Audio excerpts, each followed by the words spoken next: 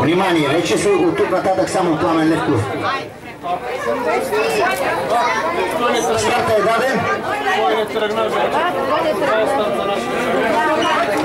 Води хит с Петю Веселинов. Следва от Аристотел Филомени Чая. Сега атака на Иван Иванов. Излезе на трета позиция с Кобила Панама. Води Малахит.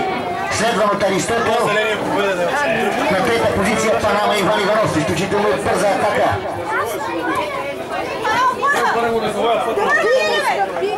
Случват се и тези работи. Коня просто не тръгна. Малахит от вътрешната страна, но Иван Иванов от външната страна с Панама. В средата Чая. Джулиет Дежлет с Аристотел. Аристотел и Джулиет Дежлет. Ели, Малахит първи. Панама с Иван Иванов. Четвърта Магнезия, но тя не влиза в класация.